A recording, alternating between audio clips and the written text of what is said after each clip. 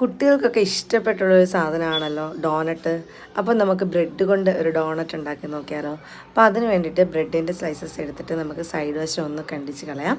ഇനി നമുക്ക് ഇതിൻ്റെ ഓരോ പീസസ് ആയിട്ട് എടുത്തിട്ട് വെള്ളത്തിലൊന്ന് മുക്കി പിഴിഞ്ഞെടുക്കാം.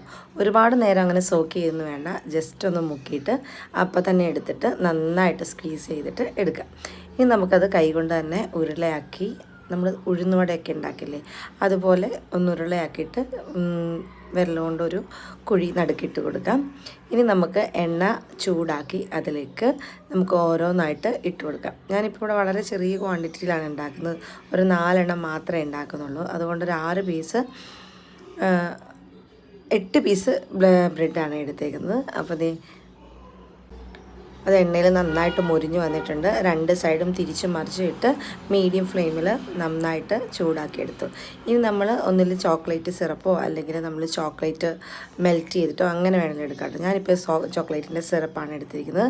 അതിലൊന്ന് ഡിപ്പ് ചെയ്യാം. അതിനുശേഷം നമുക്ക് സ്പ്രിങ്കിൾസ് ഇട്ട് കൊടുക്കാം. ഇത്രയേ ഉള്ളൂ. കുട്ടികൾക്കൊക്കെ എന്തായാലും ഭയങ്കരമായിട്ട് ഇഷ്ടമാവും.